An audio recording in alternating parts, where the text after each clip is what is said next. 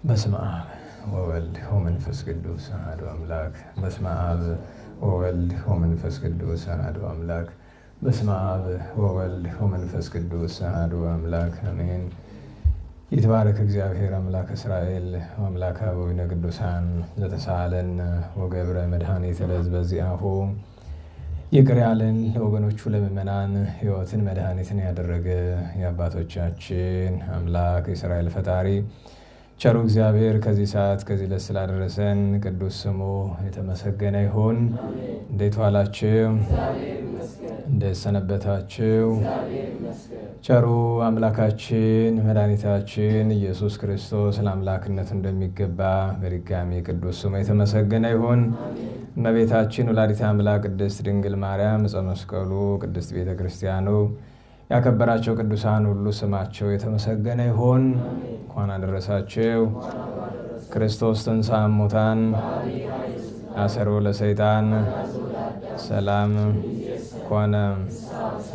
በቸርነቱ በምሕረቱ ፍስሐ ሰላምን፣ ፍቅር አንድነትን፣ ገነት መንግሥተ ሰማያትን የሰጠን አምላከ አበው አምላከ ቅዱሳን ቅዱስ ስሙ የከበረ የተመሰገነ ይሁን። የተመሰገነ ይሁን። የቅዱስ ጳውሎስ መልእክት ወደ ቆሮንቶስ ሰዎች የተጻፈ አንደኛይቱ ምዕራፍ 15 ቁጥር 20። አንደኛ ቆሮንቶስ ምዕራፍ 15 ቁጥር 20። አሁንም ክርስቶስ ከሞቱ ሰዎች ሁሉ አስቀድሞ ተነስቷል። በመጀመሪያው ሰው ሞት መጥቷልና፣ በሁለተኛው ሰው ትንሣኤ ሙታን ሆነም። ሁሉም በአዳም እንደሚሞቱ እንዲሁ ሁሉ በክርስቶስ ሕያዋን ይሆናሉ። ነገር ግን ሰው ሁሉ በየሥርዓቱ ይነሳል። በመጀመሪያ ከሙታን የተነሳ ክርስቶስ ነው። ከዚያ በኋላ በክርስቶስ ያመኑ እርሱ በሚመጣበት ጊዜ ይነሳሉ። እግዚአብሔር አብ መንግሥቱን እጅ ባደረገ ጊዜ፣ ገዥም ሁሉ ንጉሥም ሁሉ ኃይልም ሁሉ በተሻረ ጊዜ፣ ያን ጊዜ ፍጻሜ ይሆናል። ጠላቶች ሁሉ ከእግሩ በታች እስኪወድቁ ድረስ ይነግስ ዘንድ አለውና። ከዚያ በኋላ የመጨረሻው ጠላት ይሻራል፣ ይኸውም ሞት ነው። ሁሉን ከእግሩ በታች አስገዝቶለታልና። ሁሉ ይገዛለት ባለ ጊዜ ግን ሁሉን ከሚያስገዛለት በቀር እንደሆነ የታወቀ ነው። ሁሉም በተገዛለት ጊዜ ግን እግዚአብሔር በሁሉ ቦታ በሁሉ ይሆን ዘንድ ያን ጊዜ ወልድም ሁሉን ላስገዛለት ይገዛል። ያለዚያማ ለምን ያጠምቃሉ? ሙታን እንዲነሱ አይደለምን? ሙታን የማይነሱ ከሆነ ስለምን ያጠምቃሉ? እንግዲህ እኛስ ሁልጊዜ መከራን ስለምን እንቀበላለን? ወንድሞቻችን ሆይ በጌታችን በኢየሱስ ክርስቶስ በሆነውና በእናንተ ላይ ባለኝ ትምክህት ሁልጊዜ እገደላለሁ። በውኑ በኤፌሶን ከአውሬ ጋር የታገልሁ ለሰው ብዬ ነውን? ምንስ ይጠቅመኛል? ሙታን የማይነሱ ከሆነ እንግዲህ እንብላ እንጠጣ፣ ነገ እንሞታለን። ወንድሞቻችን አያስቷችሁ፣ ክፉ ነገር መልካም ጠባይን ያበላሻልና። ለጽድቅ ትጉ፣ አትሳቱ። እግዚአብሔርን የማያውቁ ሰዎች አሉና። ነገር ግን እንድታፍሩ ይህን እላችኋለሁ፣ ሙታን እንዴት ይነሳሉ? የሚነሱስ በምን አካላቸው ነው የሚል አለም። አንተ ሰነፍ፣ አንተ የምትዘራው እንኳን ካልፈረሰ አይበቅልም። የምትዘራውም የስንዴም ቢሆን የሌላም ቢሆን የምትዘራት ቅንጣት ብቻ ናት እንጂ ይህ ኋላ የሚገኘው አገዳው አይደለም። እግዚአብሔር ግን እንደወደደ አገዳን ይሰጠዋል። ለእያንዳንዱ ዘርም አገዳው እየራሱ ነው። የፍጥረት ሁሉ አካል አንድ አይደለምና፣ የሰው አካል ሌላ ነው፣ የእንስሳም አካል ሌላ ነው፣ የወፍ አካልም ሌላ ነው፣ የዓሣ አካልም ሌላ ነው። ሰማያዊ አካል አለ፣ ምድራዊ አካልም አለ። ነገር ግን በሰማይ ያለው አካል ክብሩ ልዩ ነው፣ በምድርም ያለው አካል ክብሩ ልዩ ነው። የፀሐይ ክብሩ ሌላ ነው፣ የጨረቃም ክብሩ ሌላ ነው፣ የከዋክብትም ክብራቸው ሌላ ነው። ኮከብ ከኮከብ በክብር ይበልጣልና። የሙታን ትንሣኤያቸው እንዲህ ነው። በሚፈርስ አካል ይዘራል፣ በማይፈርስ አካል ይነሳል። በውርደት ይዘራል፣ በክብር ይነሳል። በድካም ይዘራል፣ በኃይል ይነሳል። ሥጋዊ አካል ይዘራል፣ መንፈሳዊ አካል ይነሳል። ሥጋዊ አካል አለና መንፈሳዊ ደግሞ አለና። መጽሐፍ እንዲህ ብሏልና፣ የመጀመሪያው ሰው አዳም በነፍስ ሕያው ሆኖ ተፈጠረም። ሁለተኛው አዳም ግን ሕይወትን የሚሰጥ መንፈስ ነው። ነገር ግን አስቀድሞ ሥጋዊ ቀጥሎም መንፈሳዊ ነው እንጂ መንፈሳዊው መጀመሪያው አይደለም። ስለ ቅዱስ ቃሉ ቸሩ አምላካችን እግዚአብሔር ቅዱስ ስሙ የተመሰገነ ይሁን። የተመሰገነ ይሁን። አማን ተንሥአ መድኃኒነ። በእውነት መድኃኒታችን ኢየሱስ ክርስቶስ ሞትን ድል አድርጎ ተነስቷል። የትንሣኤው ብርሃን በረከት ጸጋ በሁላችን ላይ ይደርብን። እንግዲህ ሰሞኑን የዘመነ ትንሣኤ ትምህርት ነውና ዛሬ ደግሞ ከዘመነ ትንሣኤ 6ኛው ዕለት ላይ እንገኛለንና ትንሣኤ ማይዶት ቶማስ ወአብርሃም አልዓዛር አዳም ወሔዋን ብለን ዛሬ ከማይዶት ቢቆጥሩ 5ኛ ከትንሣኤ ቢቆጥሩ 6ኛ ዕለት ነውና ዕለቱ ቅድስት ቤተ ክርስቲያን ወነብሳተ ጻድቃን ይባላል። ያው ብዙ ጊዜ በትርፍ የሚባሉትን ሰዎች አያስተውሏቸውም። ብዙ ጊዜ ያው ለምሳሌ ማክሰኞም ቶማስ የሚለው እንጂ አብርሃም የሚለው ሰው አይጠቅሰውም። ያው በጥንት በአባቶቻችን ዘመን የነበረ በኋላ በሂደት እየተረሳ የመጣ ነው። ዛሬ ደግሞ ቤተ ክርስቲያን ይለዋል ብዙ ሰው ሲያስተምር። በተጨማሪ ነብሳተ ጻድቃን፣ ነብሳተ ብሊት የሚል ስምም አለው። ነገ ቅዱሳት አንስት ነው። እሑድ ዳግም ትንሣኤ፣ ዳግሚያ ትንሣኤ ነው እንደ ልማዳዊ አባባል። ስለዚህ ዛሬ በዘመነ ትንሣኤ ዲያቆኑ ኩሉ ዘያፈቅሩ ብሎ ለ8 ተከታታይ ቀናት የሚያነበው ይህንን ነው። ለ9ኛ ጊዜ ደግሞ በድጋሚ የበዓለ ጰራቅሊጦስ ያነባዋል። በተደጋጋሚ መባሉ ቤተክርስቲያን ስለ ትንሣኤ ሌላ ጥቅስ ጠፍቶባት ወይ ሌላ ቃላት ጠፍተው አይደለም፣ እንድናስተውለው ነው። የትንሣኤ ምስጢር ከተነገረባቸው የሐዲስ ኪዳን ክፍሎች በተለይ በቅዱሳን ሐዋርያት አንደበት ስለ ትንሣኤ እንደ ቅዱስ ጳውሎስ የመሰከረ የለም። ቅዱስ ጴጥሮስ እንኳ በሁለተኛ ጴጥሮስ መልእክት ሲጽፍ ሲሰናበታቸው በከመ ጸሐፈ ለክሙ ጳውሎስ እሁነ ዘናፈቅር በከመ ከሰተ ሎቱ እግዚአብሔር ምስጢር የገለጠለት የምንወደው ወንድማችን ስለ ትንሣኤ ሙታን እንደጻፈላችሁ ብሎ ብሉይ ኪዳን ማለት መጽሐፍ ቅዱስ ላይ አንዱን ሲጠቅስ ያየን እዚህ ላይ ነው። ለምሳሌ ቅዱስ ማርቆስ ሲጽፍ ማቴዎስ እንዲህ እንዳለው ብሎ ጠቅሷል? አልጠቀሰም። መልእክታት ሲጻፉ ገሌ እንደዚህ እንዳለው ወደ ማለት ያደላ ቅዱስ ጴጥሮስ ለምን ቢባል ቅዱስ ጳውሎስ የትንሣኤ ምስጢር በብሉይ ኪዳን የትንሣኤ ምስጢር ሕዝቅኤል እንደተናገረው የተናገረ የለም። ነቢዩ ቅዱስ ሕዝቅኤል በጣም በሰፊ ተናግሯል። በእርግጥ እነ ኢሳይያስም ብለዋል፣ እነ ዳንኤልም ብለዋል። በተለይ ጸሎተ ኢሳይያስ ላይ ሙታንሰ ይትነስኡ የምትለውን በትርጓሜ ቤት ሰንተዋት ይላሉ። ሙታን ይትነስኡ፣ ሙታን ይነሳሉ። እና ስለ ትንሣኤ ግን ይሄ የምትመለከቱት ምዕራፍ 15 ሙሉውን ብታነቡት ስለዚህ ነው። በተለይ ከቁጥር 12 ጀምሮ ማለት ነው። እና ዲያቆኑ ደጋግሞ እንዲያነበው የተፈለገ እንድንረዳው ነው። ለምን ቢባል በአፋቸው ትንሣኤ ሙታን የለም የሚሉ ሰዱቃውያን አሉ፣ በአፍም በልብም። እኛ ግን በአፋችን ትንሣኤ ሙታን አለ እንላለን፣ በሕይወታችን ግን የለም ነው የምንለው። ስለዚህ ለዚህ ነገር በዚህ አሁን ባነበብኩላችሁ ክፍል ላይ ለርዕስ የሚሆኑ በጣም ብዙ ጥቅሶች አሉ። ግን ሁሉንም ሊያካትት የሚችለው ቁጥር 33 ላይ ያለውን ያሴቱክሙ አኀዊነ፣ ወንድሞቻችን አያስቷችሁም፣ የሚያስተን ነገር ስለበዛ እሱን መነሻ እናደርጋለን። ከላይ ገና ስናነሳው አሁንም ክርስቶስ ከሞቱ ሰዎች ሁሉ አስቀድሞ ተነስቷል ይላል። አባባሉን ብትመለከቱት መድኃኒታችን ከመነሳቱ በፊት ራሱ መድኃኔዓለም ቸሩ አልዓዛርን አስነስቷል፣ የ4 ቀን ሬሳ። ወልደ መበለትን አስነስቷል፣ የዕለት ሬሳ። ወለተ ኢያኢሮስን አስነስቷል፣ የዕለት ሬሳ። በብሉይ ኪዳን ኤልያስ 1 ምውት፣ ኤልሳ 2 ምውታን አስነስተዋል። አጠቃላይ 3 መምህርና ደቀ መዝሙር 3 ሙታንን አስነስተዋል። ታዲያ ወይዜኒ ቀደመ ክርስቶስ ብሎ ከሙታን አስቀድሞ ክርስቶስ ተነሳ የሚለው ለምንድን ነው ቢሉ መልሱ አጭር ነው። አንደኛ የእርሱ ትንሣኤ ዳግመኛ ሞት የለበትም፣ የእነሱ ግን አለበት። ጊዜያዊ ትንሣኤ ነው። ሁለተኛ እነርሱ አስነሺ ይሻሉ፣ እሱ ግን አይሻም። ወይም በሌላ አነጋገር ሌሎችን ያስነሳቸው ኤልያስ ወልደ መበለትን ዮናስን ከሞት ቢያስነሳ በገዛ ስልጣኑ አይደለም። በማን ስልጣን ነው? በእግዚአብሔር ስልጣን ያስነሳው። ጌታ ግን ቄርሎስ እንዳለ ወተንሳይኩ በስልጣነ ባሕቲቴ፣ በገዛ ስልጣኔ። በዮሐንስ ወንጌል ምዕራፍ 10 ጌታ ተናግሯል አይደል? አዎ በውህሊተ አንብራሂ ወሲማ ወካይበ በውህሊተ አንሥአ ብሏል አይደለም? ላኖራት ማለትም ስሞትም በፈቃዴ ነው፣ ላስነሳትም መብት አለኝ ማለቱ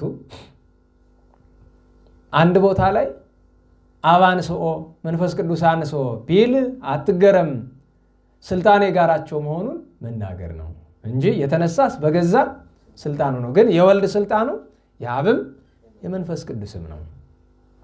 ስልጣኔ ጋራቸው ነውና ሙት ማስነሳት የጋራ ስልጣን ነውና፣ ስለዚህ ቀደመ የሚለው እነሱ ትንሣኤ ዘጉባኤን ይጠብቃሉ። የእነሱ ትንሣኤ አንድ፣ ሁለተኛ ጊዜያዊ ትንሣኤ ነው፣ መልሶ መሞትን ያመጣል። ዋናው ትልቁ ነገር ግን እርሱ በገዛ ስልጣኑ የተነሳ ደግሞ የጌታ ትንሣኤ ተሐድሶ ትንሣኤ ይባላል። ተሐድሶ የሚለው ቃል ብዙ ጊዜ ለሌላ አገልግሎት እያዋሉት ጸራዊ ያደረባቸው ሰዎች ተሐድሶ የሚል ቃል እንፈራለን አይደል? ተሐድሶ ያስፈልገናል እንድታውቁት። አሁን ደግሞ ተንኮለኛችን ቆርጦ እዛ መከረኛ ኢንተርኔትን የሚለጥፋት ተሐድሶ ያስፈልገናል።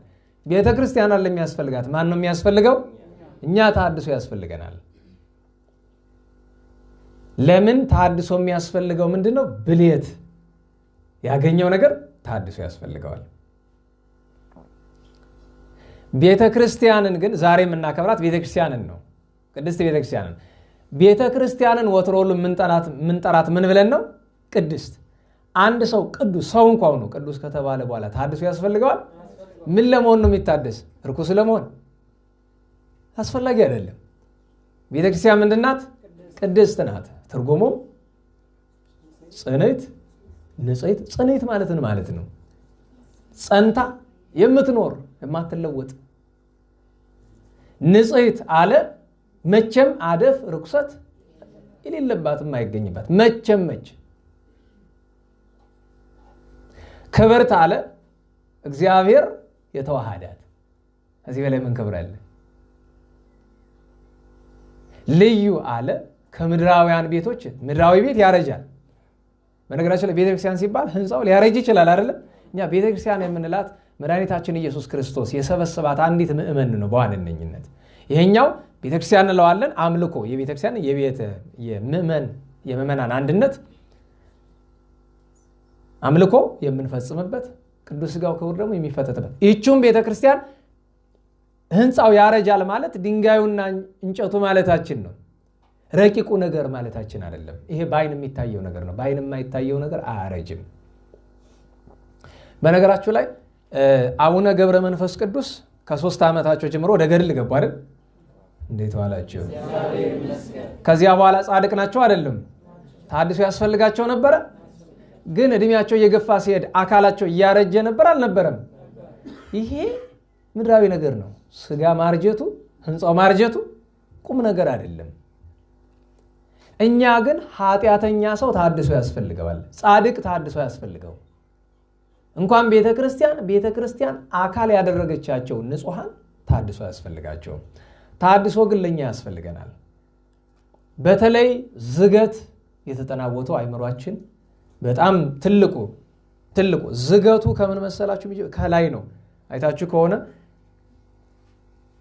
የውሃ ዕቃ ማስቀመጫው ብረት የሆነ እንደሆነ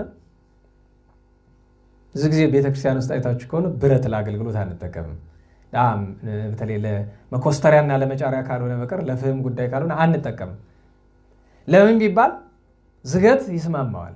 አባቶቻችን ያን ብረት እንኳን ካደረጉ በላይ ምን ያደርጉት ባለ ወርቅ ይለብጡበታል ወይም ወርቅ ይቀቡታል። ለምን ቢባል ምሳሌነቱ ስለማይስማማ፣ ዝገት በቤተክርስቲያን ውስጥ ስለማይፈልግ እና በርሚሉ ከዛገ በኋላ ውሃውን ስናስቀምጥበት ውሃው ይለውጣል አይደለም? ቃል እግዚአብሔርም እንደዚያ ነው። ዛሬ የምናገለግል ሰዎች ሰባኪ በለው ካህን በለው ሌላም በለው ገና ከላይ ነው ብዬ ነው። ምክንያቱም ያንን ውሃ የሚጠጣ ሰው ሁሉ ይታመማል።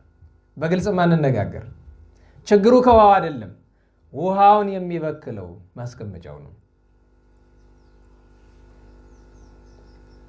ኋላ ኢያሱይቱክሙ ባለው እንመጣለን። የተሳሳተው ትምህርት ከውጭ ብቻ ሳይሆን በዙሪያችንም ያለ ነገር ስላለ የተሳሳተ ትምህርት ሲባል ሰው ብዙ ጊዜ የሚያስበው ምንፍቅና ብቻ ነው የሚመስለው። ጴንጤ ማለት ማርያም አታማልድም ላትስባት የሚል ብቻ ነው የሚመስለው አይደለም? አይደለም ወንድሜ፣ አንተ ክርስቶስን ካልመሰልክ ከመናፍቃን የከፋ ነህ። ይሄን ወቀው። ክርስቶስን እንዳትመስል፣ የትንሣኤውን ብርሃን እንዳታይ፣ ቅዱሳንን እንዳትመስል፣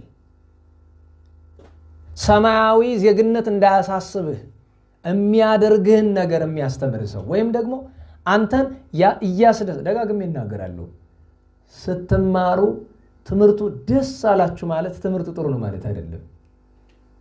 ፊልም ስታዩ ደስ ይላል አይልም? ንገሩኝ፣ አረ ንገሩኝ። የበለጠ በጣም ደስ የሚለው እንዲያውም ሮማንስ ኮሜዲ ነው አይደል? ሮማንሱ ለግል ስሜታችን በጣም ቅርብ ነው። ኮሜዲው ደግሞ ሳቅሳቅ ይለናል አይደለም? አስቡት፣ ሰይጣን ሮማንስ ኮሜዲ በሚሉ ፊልሞች በነገራችሁ ላይ በጣም የሰው ልጅ እንደ ፊልም የበደለው ነገር የለም በዚህ ዘመን ከጫትና ከሲጋራ በላይ። ኢንተርቴይንመንት ኢንዱስትሪ የሚባለው ይሄ ዓለም ላይ ክርስትናን ለማጥፋት ሰይጣን በጣም ብዙ ታግሎ አልሳካለት ብሎ መጨረሻ ላይ ግን በቴክኖሎጂ ምክንያት ተሳክቶለታል። ዛሬ ክርስቲያኑን ከክርስትና ማስወጣት አላስፈልገው። እዛው እንዳለ አረመኔ አድርጎታል። እዛው እንዳለ መናፍቅ አድርጎታል። እዛው እንዳለ ከሃዲ አድርጎታል። በትክክል የሚያምን ሰው ስንት ይገኛል ቤተክርስቲያናችን? እንኳን ከምመን ከላይ ስንት ይገኛል?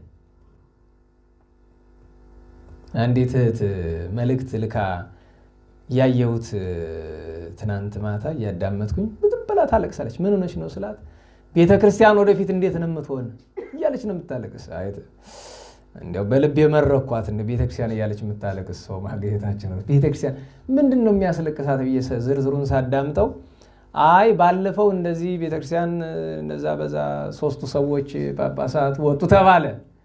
በጣም የሚያስፈራው ተመልሰው መግባታቸው ነው። አሁን እነዚህ ሰዎች አባት ልበላቸው ማለት ሲኖዶስ ተቀበሏቸዋል። ስለዚህ አባት ብዬ ነገ ከነገ ወዲያ እነዚህ ሰዎች ጋር አገልግሎት ማግኘት አለብኝ ወይ ብላ ጠየቀች። ቁርጡን እንነጋገር። እንኳን አባት ወንድምም አይሆኑንም። እንደና ዋላችሁ። እንኳን አባት ወንድም አይሆኑንም። በግልጽ ማን እንነጋገር። በቃ የአባቶችን ውሳኔ አትቀበሉም ወይ? አንቀበልም። በማይገባ ሲመጡ አንቀበልም። የፖለቲካ እንደ ዳራያ ፖለቲካ ተጭነው ሲመጡ አንቀበልም። ገብታችኋል? ሁሌም አንድ ነገር አለ። ሰውን አባት ብለን በቀደም ሽማግሌ ብለን ተርጉመናል አይደል? አባት ብለን የምናከብር አባቱ ነው ሲመጣ ነው። ገብታችኋል? እንደ ሰውነቱ ማንኛውም ሰው እናከብራለን። ማንም ቢሆን ለምን ሂትለር ስለምን አይመጣም? እንደ ሰውነቱ እናከብረዋለን። የሰውነት ክብር አንነሳውም። አባት ግን በስም ሳይሆን በግብር ነው። አንድነት ወቁት። መስቀል በመጨበጥ አባትነት የለም። ቆብ ቀሚስ በማድረግ ጥምጥም በመጠምጠም አባትነት የለም።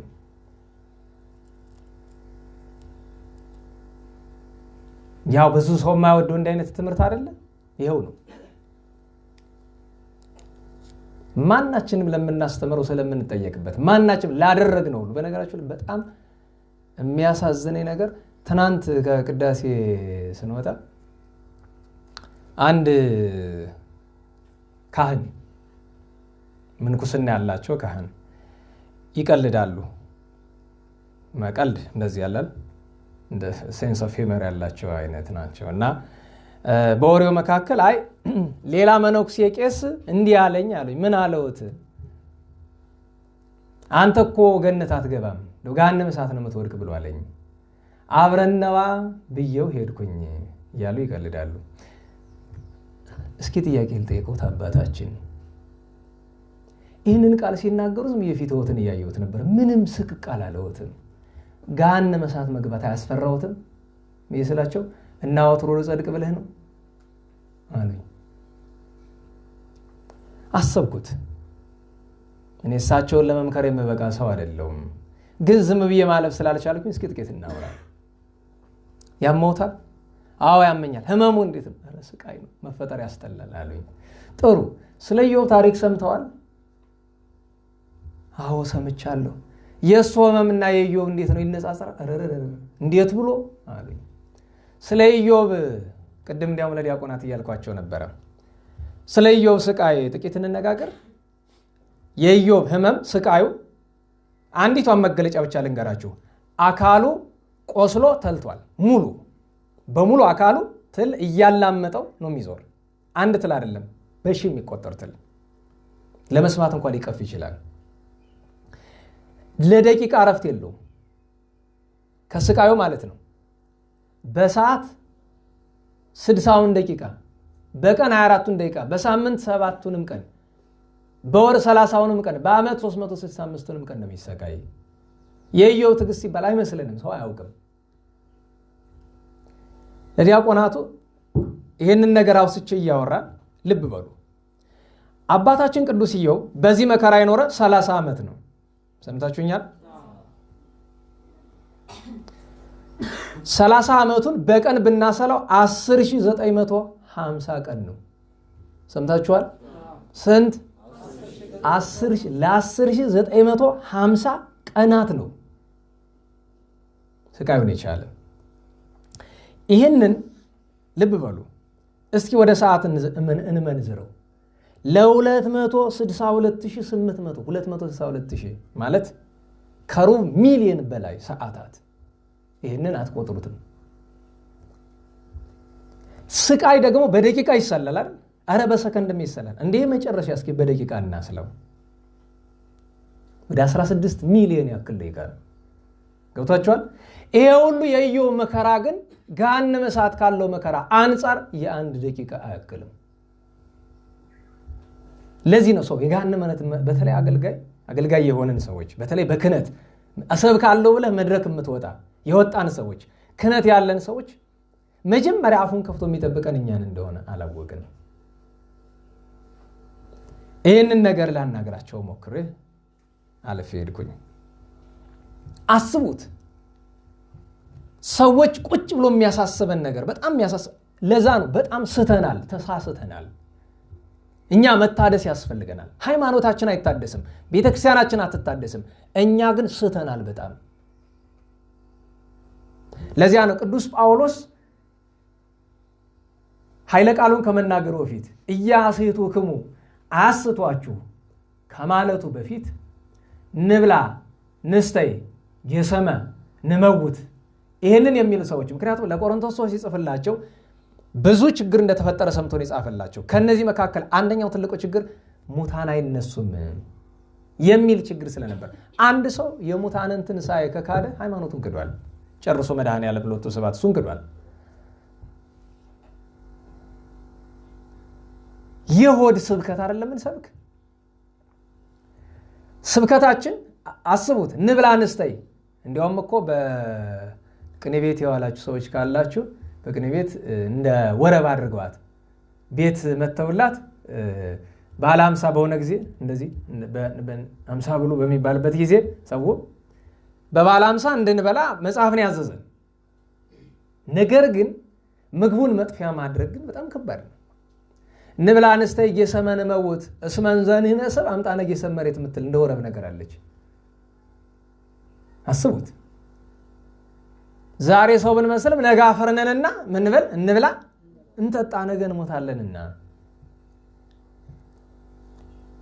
አስቡት፣ እንዲህ ብሎ እንኳን ወረብ እስከ ማዘጋጀት የሚደርስ ተማሪ ጥሩ ቃል አለች ሰው ሁሉም ይጠላት። ራሱ ቅዱስ ጳውሎስ ነው ላመጣላችሁ ነኝ አለ። ምን ይለዋል? ኦ አብድ አለው፣ አንተ ደንቆሮ ይለዋል።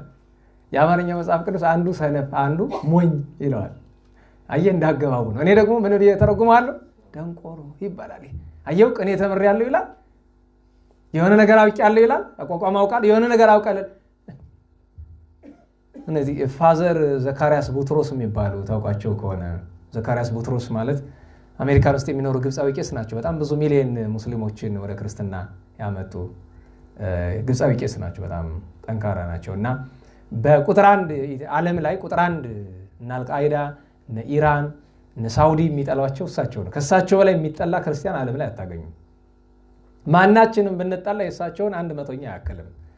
እናስታውሳለሁ የዛሬ 10 ዓመት አካባቢ አልቃይዳ የኒን ሰው አንገት ይዞ ለመጣ $60 ሚሊዮን እከፍላለሁ ብሏል። በእኛ በቢሊዮን ነው አስቡት። ሳውዲም አንገታቸውን ላመጣልኝ እከፍላለሁ ብላለች። ኢራንም ብላለች። እና እስልምና ሰላም ነው ምናምን አላቸው ጋዜጠኛው እየጠየቃቸው። እንደዚህ እኮ ነው የሚባለው ነው ሲሏቸው አንዲት ቃል ነው የተናገሩ በእንግሊዘኛቸው ትንሽ ያው አረብኛ ነው ታሚጡና አንዲት ነው ሻውሚ አሉት። እዚያው ልጃቸውን ዘርግተው ሰላም ነው የምትለኝ እኔ እንኳን አሉት ሀገሬ ግብጽ ተመልሼ መግባት አልችልም። ምክንያት ተሰቃይተው ነው የወጡት በ80ዎቹ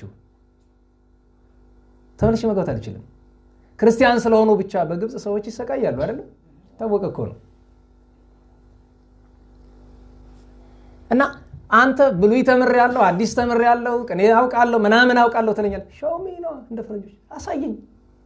ምኑን ነው የምታሳየኝ? አይ እንደዚህ በስርዓታ ምንድነው በስርዓታ ብትሩ ተናጋሪ ረድ በመለኮት ዮሐንስ ወንጌል በስርዓተ ማቴዎስ ሐዋርያ አሐዱ ማሰርቶ ክሊቶ አራት ብለ የታሪካም ምናምን ሀተታ እሱ አይደለም።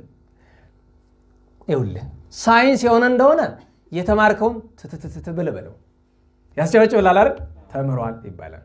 በክርስትና ተምሯል የሚባለው ቅዱስ ጳውሎስ ተናግረውናል አይደል? ወፎኑን ከዘይት የሚያረሰከ አንተ ተምሬያለሁ ካልክ ለምን የተማርከውን አትኖረው? ካልኖርከው አልተማርከውም። ለዚያ ነው አሁን እየተማረን ያለ ነው አሁን እያየነው ያለው ነገር በቤተ ክርስቲያን ቅድስናን የሚያስተምር ጠፋ። በአፍ መለፍለፍ አይደለም። ቅድስናን ማስተማር ምን ማለት ነው? መኖር ነው። መኖር ነው። እኛ አባቶቻችን ኖረው አሳይተውን አነሰም በዛ መቼ ያለችን ነገር አባቶቻችን ኖረው ያሳዩን። የአራት ትርጓሜ መምህር የእንታህሩይ ከቅድስና ብዛት በደመና እስከመቀመጥ ደርሰዋል አይደል? የመጽሐፍ መምህር ናቸው አይደል? ሊቅ ናቸው። በደመና ሁሉ ይቀመጡ ነበር። ትህትናቸው መሬት ነው። 80 ዓመት አንድ ቀሚስ ነው የሚለብሱት አይደል? ዛሬ የቀሚስ ፋሽን ነው አይደል? ልብስ ፋሽን፣ የጥምጥም ፋሽን። ለጥምጥም ራሱ ቁጭ ብሎ እንትን ያወጣ። አንዳንዱ እንደዚህ ሾጠጥ አድርጎ ጠርዝ ያወጣላታል። አንዳንዱ ወደ ላይ ቆልሎ ተራራ ያስመስለዋል። እንዲህ ማድረግ አይደለም በእግዚአብሔር ፊት በሰው ፊትም እንጃ ቢያስንቅህ እንጂ እኔ እውነት የለም። ደህና ዋላችሁ? ኧረ እንዴት ዋላችሁ? በዛ ላይ ዛሬማ የማይጠመጥም የለም። ሁሉም ጠምጣሚ ሆኗል። ለቤተ ክርስቲያን ቶፊ ስትል ማጠመጥም ቤተ ክርስቲያን እኮ ጠምጥም የምትለው በእውቀት ብቻ አይደለም በመግባሩ አብነት። ምክንያቱም እኔ ጠምጥሜ መንገድ ላይ ብሄድ ይሄ ሌባ ደግሞ ጠመጠመ አንድ አይደለም ወይ ደግሞ እኔ የምሰራውን ኃጢአት ያይና ይሄ ኃጢአት በጥምጥም ከተቻለ በባዶማ እንዴት ያሰኛል። ይሄ ኃጢአት በቀሚስ ከተቻለ በቆብ ከተቻለ በመስቀል ከተቻለ በባዶማ እንዴት። ዛሬ ምመኑ ምንድነው የሚል አታውቁም? አንተ ለምን እንደምታርክሱት እንዴ እነቄስ ይሰሩት የለ እንዴ እገሌ ሰባኪው እዚህ ቤት ነግራችኋል። በአርብ ጧት ስትበላ አንቺ ለምን ይስላት እንኳን እኔ ያቆን እገሌ ሰባኪ ነው ወረዳ ላይ አርብ ጧት ግጥም አድርገ ሰባኪ ገሌም በልቷል። በእግዚአብሔር ፊት እንዲህ ብላ አትድንም። እሱ ግን እንቅፋቱ ነው አታል። እንዲያው ተሰውሮ እኮ ኃጢአት መስራትም አንድ ነገር ነው። አንድ ሰው ስበሳጭ መጥቶ በምን ምክንያት ነው ተበሳጨ? እንዲያው አገልግሎት ማለት ድካማችን ሁሉ መሬት ላይ ነው እየወደቀ ያለው። ፍሬ እያፈራ አይደለም። መከራውም እየበዛ ሄደ። ሀገርና ቤተ ክርስቲያን የማይቋቋሙት ችግር ላይ ገቡና እና ግን አለ በግለሰቦቹ አትበሳጭ። ለምን ስለው ተደብቀው የሚሰሩትን ተውና ሰባኪ ነኝ ዘማሪ ነኝ መነኩሴ ነኝ ምናምንቴ ነኝ ብሎ በመሃል ሀገር በውጭ ሀገር የሚሰሩትን በካሜራ ቀርጬ ልስጥ ከፈለክ በጣም ጸያፍ የሆነ ነገር። አንዳንዶቹ ስማቸውን ብንጠራ ልታውቋቸው የምትችሏቸው ብዙ ሰው የሚከተላቸው ወሬኞች የሚጽፏት ነገር የሚሰብኳት ነገር ጥንቅቅ ያለች ናት። በሰው ዘንድ ምንም የማታስተች የማታነካካ ናት። ሲጀመር እኔ የምጽፈው የምናገረው አንተ ደስ እንዲልህ አይደለም። አንድ አገልጋይ የሚያገለግል እግዚአብሔርን እንጂ ሰውን አይደለም። እግዚአብሔርን ከማገልገል የተነሳ ሰዎች ተጠቃሚ እንዲሆኑ አይደለም የሚጠቀም ይጠቀማል። ለዚያ ነው ቅዱስ ጳውሎስ ምንድን ያለን እዚህ ላይ ልብ በሉ ወንድሞቻችን ሆይ ይወላችሁ። ይሄ ቅዱስ ሰው በኤፌሶን በነበረበት ጊዜ የደረሰበትን ሲናገር ነው። ቦኑ ተባአስኩ ምስለ አርዌ በኤፌሶን ቦኑ ለከንቱ አንድም ቦኑ ላድሎ ሰብ ለሰው ለማድናት ነው ወይ በኤፌሶን ካንበሳ ጋር የታገልኩት፣ አንድም በቁሙ ከአውሬው ከዲያብሎስ ጋር የተዋጋሁት። ያን ያህል ስቃይ ለአንበሳ ያን ያህል ስቃይ አስቃይቶ አንበሳው መከራ ሳይቶታል። ለአንበሳ የተጣልኩት ከአጋንንት ጋር የተዋጋሁት ለሰው ለማድላት ነው ወይ ብሏል። ሰው ደስ ይበለው ብዬ ነው ወይ? ሐዋርያትም በግብረ ሐዋርያት ምዕራፍ 5 ላይ ቅዱስ ጴጥሮስ ተናግሮ የለ ይሄ ይሰናድሉ ለእግዚአብሔር ምናድሉ ለሰብ ሰውን ደስ ይበለው ብሎ ከመስራት እግዚአብሔርን ደስ ይበለው ብሎ መስራት ይቀላል። እግዚአብሔርን ደስ ይበለው ብለን ስንሰራ ሰው ደስ ካለው ሰየው ካላለው የራሱ ጉዳይ ነው። ማስተዋል ይገባናል። ለሁሉም ወደ መጀመሪያ ማነሻችን እንመለስና በመጀመሪያው ሰው ሞት መጥቷል። በመጀመሪያው ሰው የሚለው በአዳም ነው። በአዳም ምክንያት ሞት መጥቷል። ከዚያ በዳግማዊ አዳም ደግሞ ሕይወት መጥቷል። ሙታን ይነሳሉ አለ። መካከል ላይ በፍርድ ቀን የሚደረገውን ይነግረናል። እግዚአብሔር አብ እንግዲህ ክርስቶስ በሚመጣበት ጊዜ ሁሉም ይነሳሉ ካለ በኋላ እግዚአብሔር አብ መንግስቱን እጅ ባደረገ ጊዜ ገዥም ኃይልም ስልጣንም ሁሉም ይሻራል። ይሄ በተሻረ ጊዜ ብሎ አንዲት ኃይለ ቃል አለች መናፍቃን የሚጠቅሷት በቀደም ተናግሬያለሁኝ። ደህና ዋላችሁ። ቅዱስ ጳውሎስ ክርስቶስን የማይወደው ሁሉ ምን ይሁን ብሏል? የተረገመ ይሁን ብሏል፣ የተወገዘ ይሁን ብሏል። ሁሉ ዘያፈቀሩ ምንለው እሱ የቅዱስ ጳውሎስ ቃል ነው። ልብ በሉ። ክርስቶስ መድኃኒታችን የምንወደው ከሆነ ክብሩን ለመግለጥ ነው መጓጓት ያለብን ወይስ ክብሩን ለማሳነስ ነው? ለቱ ስብሐት ለመግለጥ ነው አይደለም? መናፍቃን ሆን ብሎ ጥቅስ የሚፈልጉ ለምንድን ነው? ምን የሚል ነው? አማላጅ የሚል ጥቅስ ነው።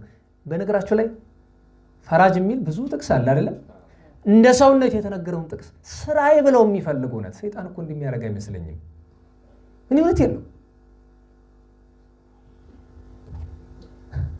መጨረሻ ላይ እዚህ ቁጥር 28 ላይ ሁሉም በተገዛለት ጊዜ ግን እግዚአብሔር በሁሉ ቦታ በሁሉ ይሆን ዘንድ ያን ጊዜ ወልድ ሁሉን ላስገዛለት ይገዛል ይላል። ሁሉን ላስገዛለት ይገዛል ሲባል ሁሉን ያስገዛለት ብሎ የሚያስቡት አብን ነው አይደለም? አብ ሁሉን የሚያስገዛለት ወልድ እግዚአብሔር መጀመሪያ ማን ነው? አበው ይላሉ። የሰው ልጅ ምንድን ነው? ሰው። የበግ ልጅ ምንድን ነው? ንገሩኝ። የእግዚአብሔር ልጅ ምንድን ነው?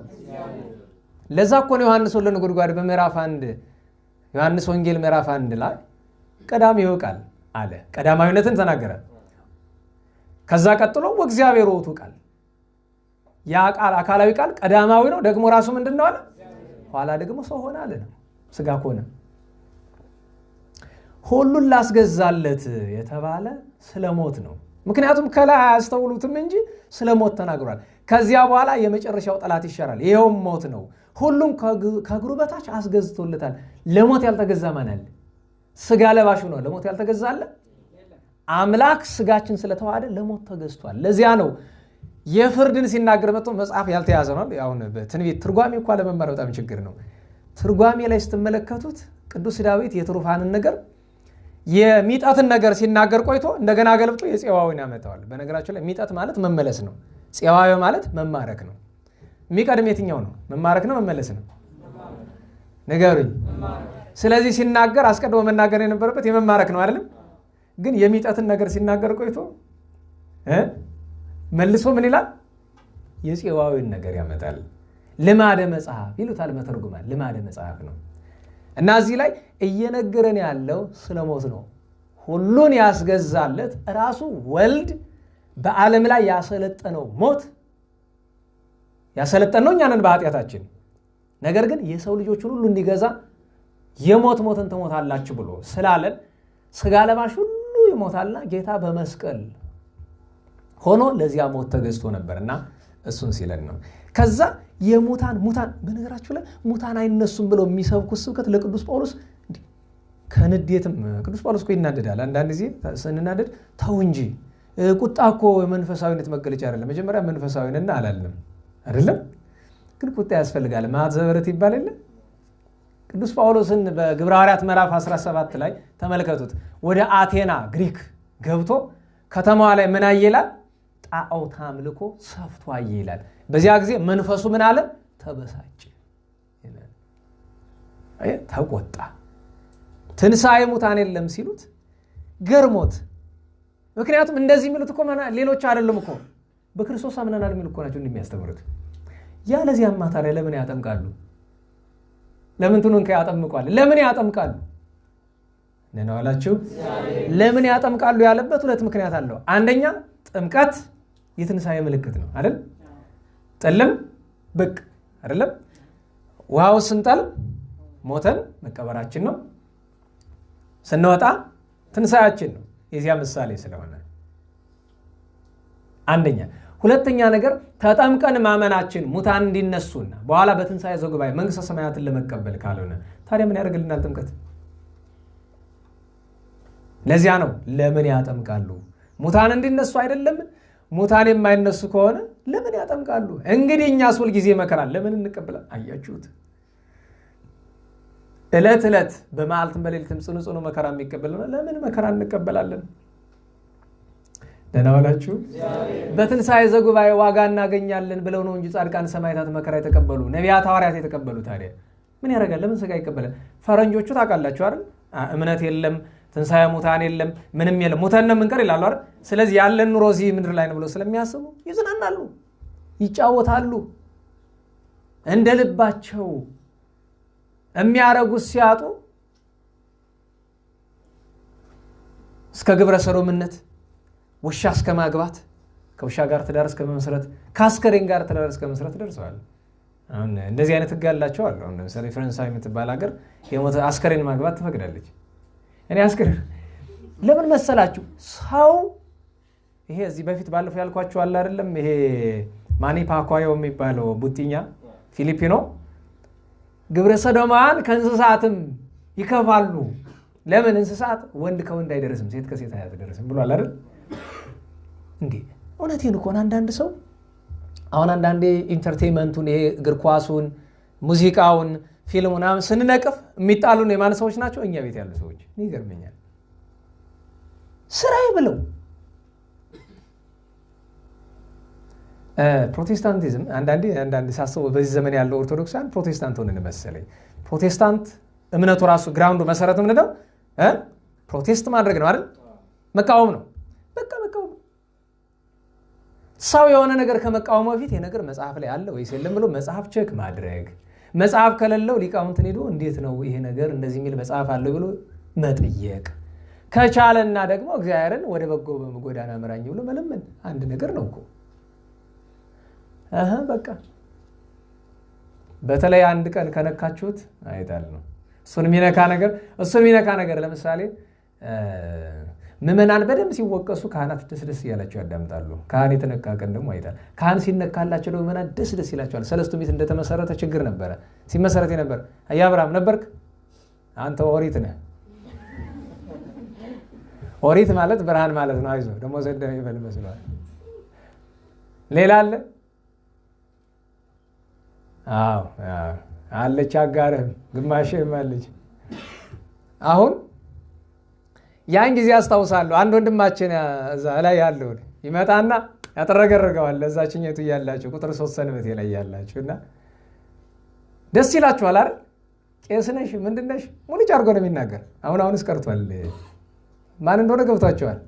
እና ቄሶች ግን በጣም ነው የሚበሽቃችሁ። አሁን የሰባኪ ነው ይላሉ። እኔ ሰማቸዋል። የዛን ጊዜ እኔ አላስተምረም ነበር 2003 እንደዛ አካባቢ እዚህ እናንተ ጋር አላስተምረም ነበር። ብዙ አንተዋቀን እዛ ግን ቤቴ ከነሱ እዛ ጎን ስለነበረ ቄሶቹ አሁን የስብከት ነው መጦኛን ማዋረድ ነው እንዲሰራው ይላሉ። ምዕመናን ይሄ ነው እንጂ ወንድ ሰባኪ አይፈራ ምናምን ይላሉ።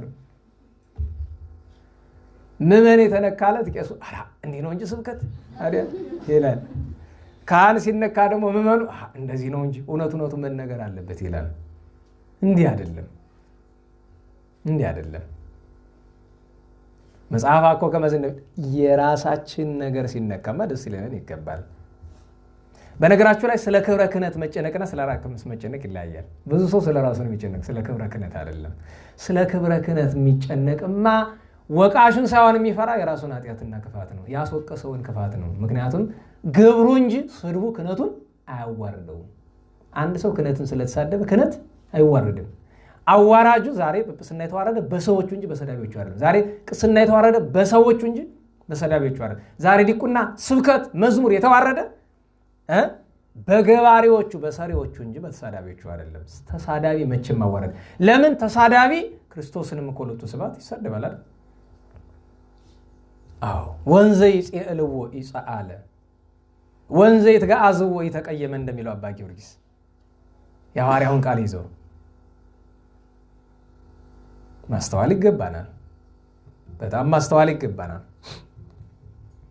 ቅዱስ ጳውሎስ ለዛ ነው ስለምን መከራ እንቀበላል ተገርሞ ነው። ወንድሞቻችሁ ነው በጌታችን ኢየሱስ ክርስቶስ በሆነውና በእናንተ ላይ ባለ ትምክህት ሁሉ ጊዜ እገደላለሁ አለ። እገደላለሁ ማለት ለምንድን ነው? ለሞት እስመ በእንቲአሁ ይቀትሉነ ኩሉ አሚረ ብሎ ቅዱስ ዳዊት ዘወትር ይገሉናል አለ። ሰው ስንቴ ነው የሚገደል? ነገር ግን ዘወትር ይገድሉናል። ሁሌ ስለእናንተ እገደላለሁ ብሎ ማለት ምንድነው? ሁሉ ጊዜ ለሞት ተላልፌ እሰጣለሁ፣ ለሞት የሚያበቃ መከራ እቀበላለሁ። አንድም እስመ በእንቲአሁ ይቀትሉነ ኩሉ አሚረ ካለ እነ ጊዮርጊስን እነ ኤስድሮስን ሲመለከት ነው። ለምን 7 ጊዜ የሞቱ አሉ፣ ሲገደሉ ሲነሱ፣ ሲገደሉ ሲነሱ ይኖሩ ስላሉ ነው። ከዚያ በኋላ ነው በእውኑ በኤፌሶን ከአውሬ ጋር የታገልኩ ለሰው ብዬ ነው? ምንስ ይጠቅመኛል ሙታን የማይነሱ ከሆነ? እንግዲህ አለ እንብላ እንጠጣ። አሁን እችን ወቀስ ስላደርግ በቀደም የግብረ ሰላምን ነገር በጎ ገጹን አንስቻለሁ አይደል? ከካህናት በረከት ለመሳተፍ ግን እኔ አንድ እውነት እንነጋገር። አሁን ዲያቆናቱ መጡና እንደ ቀልድ መሰለኝ እንጂ እንደው ከልባቸው አይመስለኝም። እሷ መቼ ነው የሚያበሉ ግብረ ሰላም አሉ።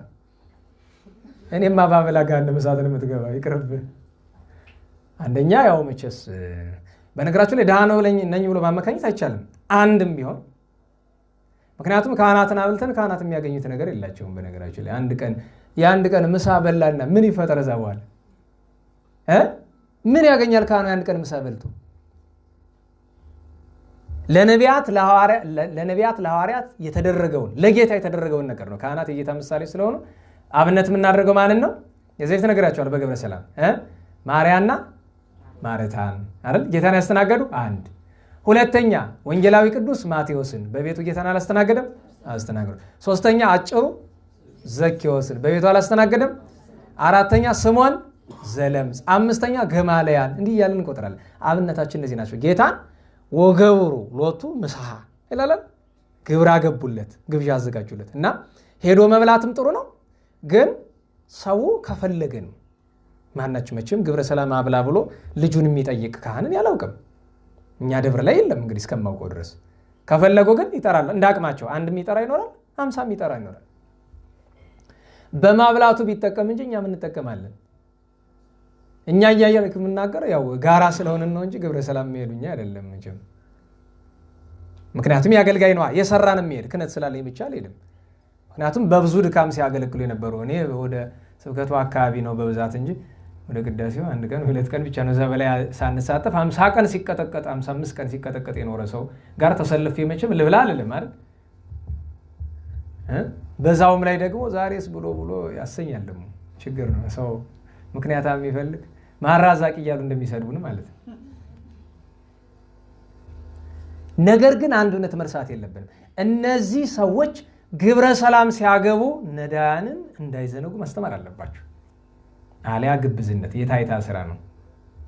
ይህን ጠላ የጠመቀች ሴት ማርና ወተት ለመባል ከሆነ እሱ ቀርቷል አይደል? ነው አለ ቀርቷል አይደል? አዎ ማይሌተ ገንቦ ይላል ሰው። ማይሌተ ገንቦ ሲባል ሰው እሱ የዘፈን ይመስለዋል። ገንቦ ማለት ቦታ ነው። ጎንደር እንደማለት፣ ደንቢያ እንደማለት፣ ወገራ እንደማለት የቦታ ስም ነው። ሸዋ ውስጥ ጥንት ነበር እና ስርዓተ ማህሌት ከተሰራባቸው ስፍራዎች አንዷ ምድረ ገንቦ ናት። ማህሌተ ገንቦ ማለት ማህሌተ ጎንደር እንደማለት ነው።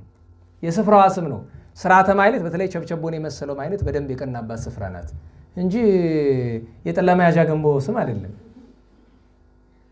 ማህሌተ ገንቦ ይላል። ኧረ ተው። አንድ ሁለተኛ ነገር ስርዓት ነው። በግልጽ ማንነጋገር። ግብረ ሰላም ስታገቡም ይህንን አድርጉ፣ እናንተም ይህንን አድርጉ። ከአንድ በቀር አንደኛ ሲጠጣ መጽሐፍ ልክ አለው አይደለም? በዛ ቢባል ከ3 በላይ ይኬዳል። ሲሆን አንድ በቂ ነው። 2 የሚጠጣ ማይሌት ያደረ ቅዳሴ ዋለ አይደለ? አዎ። ለምን ኃይል አውጥቷል። ካልሆነ ስንት ዋንጫ ነው የሚጠጣ? 1 ዋንጫ ነው። ስለዚህ መጠጡ በመጠን ይሁን። በግልጽ ማንነጋገር አንድ። ሁለተኛ ነገር ሰው ጠላ ከጠጣ ጠላ ላይ መቆም አለበት። መቀላቀል ስታቀርቡም ጠላ ከሆነ ጠላ ብቻ ነው ማቅረብ ያለባቸው። ቢራ ከሆነ ቢራ ብቻ ነው። ከዛ በላይ ያለውን ግን ባታቀርቡ መርጣለሁ። ለምን? አይምሮ ይነካል፣ ጨጓራ ይልጣል። አሁን አረቂ አንዳንዱም ሞቅ ሲለው ውስኪ ያቀርባል። ለምን ብትሉ አስታውሳለሁ አንዴ እኔ በህይወቴ ድራማ ጥሩ ሆኖ ከታየ አንድ ጊዜ እና አለልኝ ምናምን የሚባሉ አለልኝ ዋሴ ምናምን እንደዛ የሚባሉ የሆኑ ድራማ የሚሰሩ ኢቲቪ ድሮ ልጆች እያለን 120 ምናምን የሚባል ፕሮግራም አለልኝ መኳንንት እንደዛ የሚባሉ እና እኔ በጣም ገርሞኛል። እንደው ሰባኪ ሲናገረው እንኳን ያልሰማሁት ነገር ነው።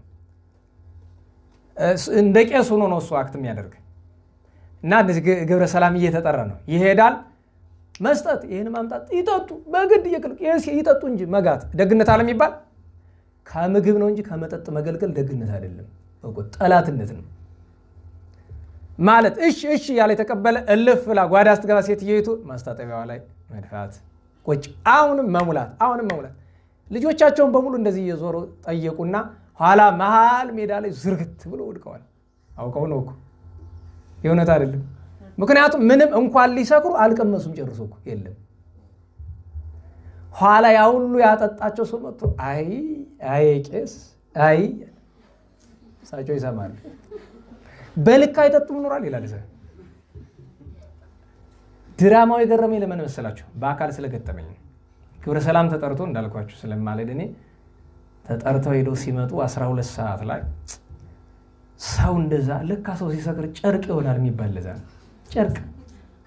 ጨርቅ በቃ ይሄ እንደ ጨርቅ መቆም አይችልም አይደለም። ጨርቅ ብቻ እንዳይመስላችሁ። አንደኛው አዝናለሁ ይሄን ስናገር የካህናት ክብር ምናምን እንዳትለኝ። እናንተ ላልተጠነቀቃችሁት ክብርን ያልተጠነቀቅም። አንዱ ካህን እንኳን እየመስካድሮ ነው የመጣው።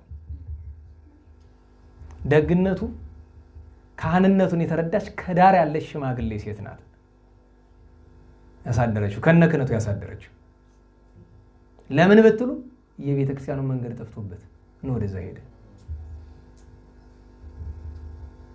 አለቃው በጧት ምን እንዳደረጉ ታውቃላችሁ? ጓዙን ሸክፎን ያባረሩት። በጣም ተገቢ ውሳኔ ነው። ምክንያቱም ክህነት እንዳለው እና እንደሌለው ያቺ ሴትዮ ብቻ ነው የምታውቀው፣ ያሳደረችው ሽማግሌ ሴትዮ ነው የምታውቀው። እስከዚህ ድረስ ሌላም ብዙ የሚገርማችሁ ነገር ትልልቅ በጸሎት ተወስነው የሚኖሩ 2 አባቶች ያን ቀን ተዋርደው አይቻለሁ። በጸሎት የተወሰኑ በሞት ስለተጠሩ አላወሳም፣ ተጸጽተውበታል። አፍር ያለው እኔ በእውነት በጣም ያሳፍራል። ከዛ ያንን ያደረገችውን ሴት እጄ የተረገምሽ ነሽ አንቺ፣ በጣም የተረገምሽ ሰው ነሽ። ለምን መጀመሪያውኑ አንድ ነገር ተነጋግረን ነበረ። የተሰለፈውን አይቼ ተይ አንሺ ወይን ሁሉ አረቄ አለ፣ ውስኪ አለ፣ ጠላ አለ፣ ቢራ አለ እና በዛ ላይ ደግሞ ሄዳችሁ ጥሬ ስጋ አረመኔነት ነው። በጣም ነውር ነው። እውነቴን ነው። ደህና ዋላችሁ። አዎ በግልጽ መነጋገር ስላለብን ነው። ስርዓቱ መጠበቅ አለበት። አንድ ካህን በሚያጠፋው ክህነት በሙሉ ስለሚዋረድ ነው። ይህን ሁሉ የምናገረው ሁሉ ካህን ያጠፋል። እኛ ደብራውን እግዚአብሔር ይመስገን በጣም ረጅም ዘመን ነው። በስርዓት ነው ሁሉ ነገር። የበለጠው ስርዓት ደግሞ ወደ መንበረ መንግስት አካባቢ ትሄዱ ታገኛላችሁ። አለ ደግሞ እዛ አንድ ስርዓት በጣም ለክብራቸው ይጠነቀቃሉ። እዛ ሰው ታውቃላችሁ አይደል? ከነገሩ ጦም ይደሩ እንደሚባለው ሁሉ ኩራት ራት ነው የሚባል እኮ አንዳንድ ጊዜ ጥሩ ነው። ኩራት ማለት እኮ ለእኔ አይደለሁም ኩራት ክህነቴን ግን ማኩራት አለብኝ። ክህነቴን ማዋረድ የለብኝም። እና ለሁሉም እንዲያው እንደዚህ እንብላ እንጠጣ ወንድሞቻችን አያስቷችሁ ያለበት አንዱ ምክንያት እሱ ነው። ከዚያ ቀጥሎ ክፉ ነገር አለ። ያኛው አማርኛ መጽሐፍ ቅዱስ ክፉ ባልንጀርነት ይላል፣ አይከፋም። ግዕዘ ሰናይ ያማስን አለ፣ በጎውን አመል ያጠፋዋል። ክፉ ቅርርብ፣ ክፉ ድርጊት የተሰጠን በጎውን ነገር ብሎ ይሄ እንግዲህ መልካም ጠባይን ያበላሻል የተባለ ክርስቲያናዊ ጠባይን የሚያበላሹ ከሰው ጋር ያለን ግንኙነት፣ አዋዋላችን፣ አበላላችን፣ የምናነበው ነገር፣ የምንመለከተው፣ የምናዳምጠው እነዚህ ነገሮች ሁሉ ናቸው ጠባያችንን የሚያበላሹት። ጥቅልል ብሎ ግን ወንድሞቻችን አያስቷችሁ የተባሉ እነማን ናቸው? አንደኛ አጋንንት ነው። ያሴቱክሙ አኀዊነ ወንድሞቻችን አጋንንት በምንም ምክንያት ይምጡ፣ በሰው አድሮ ሊመጣ ይችላል፣ በተለያየ ነገር ሊመጣ ይችላል። ያሴቱክሙ አያስቷችሁ። በጎ መካሪ መስሎ ብላ ጠጣ የሚል ሰው የወደደ ሊመስል ይችላል። መጀመሪያ ሲል የውዴታ ይሆናል።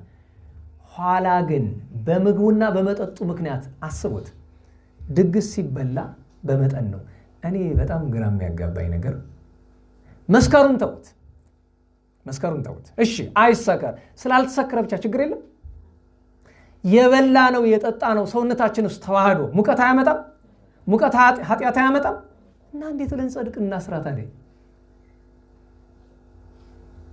መብላት ኃጢአት አይደለም። አበላልና ለማወቅ ግን ለኃጢአት ይደርጋል። ስለዚህ ኢያሴቱክሙ አጋንንት እንዳያስቷችሁ ተጠንቀቁ ነው። ወንድሞቻችን እንዳያስቷችሁ ተጠንቀቁ ነው አንደኛ። ሁለተኛ ኢያሴቱክሙ አሕዛብን አያስቷችሁ። አሕዛብኛን በምን ያስቱናል ብትሉ እጅግ በብዙ ነገር እንኳን ሌላ ተውትና ከአንድ በላይ ሚስት መያዝ፣ ቁባት ምናምን መያዝ በምን ጊዜ በምን ምክንያት እንደመጣ ታውቃላችሁ አይደለም? ከማን የተማርነው? ከአሕዛብ ነና ወላችሁ። ከአንድ በላይ ማግባት ከማን የተማርነው? ከአሕዛብ። በክርስትና አለ እንደዛ የሚባል የለም እኮ። በጣም ነውር ነው፣ በጣም ጸያፍ ነው እኮ።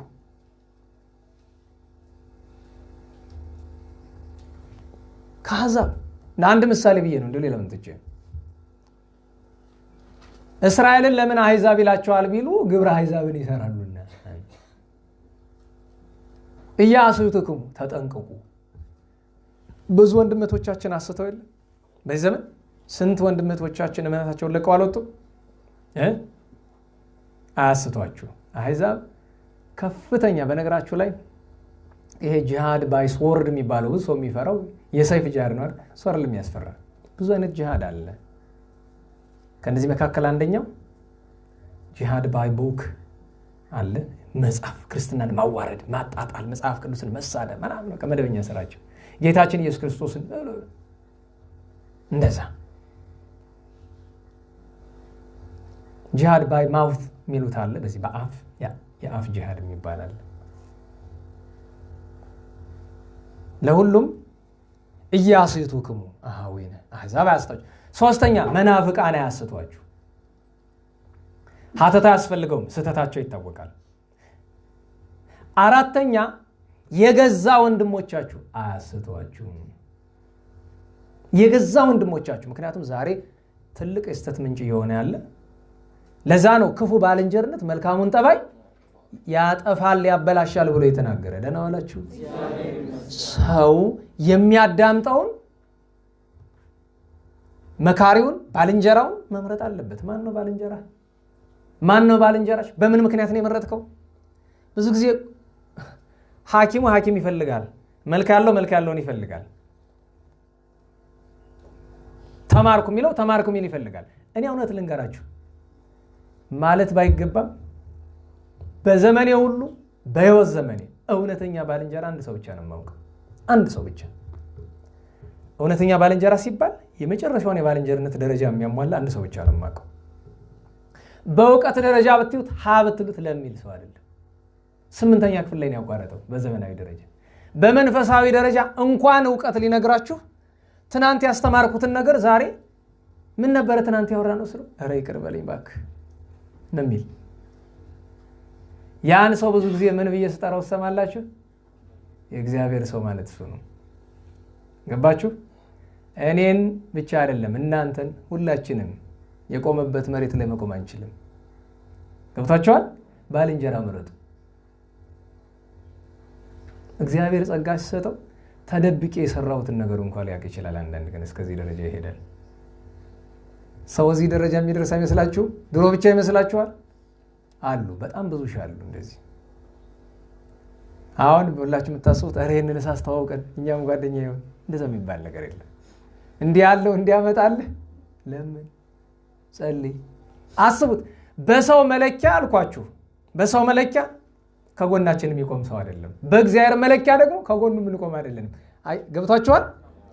በዚህ ዘመን ህልመኛ ምናምን አይደለም። አሁን ብዙ ጊዜ አለ አይደል ህልም እንደዚህ ልትሆኑ እንደዚህ የምትሆኑ ነው የሚሉ እነሱን ሰዎች እርሷቸው ባካችሁ። እንደነዚህ አይነት ሰዎች አትቅረቡ።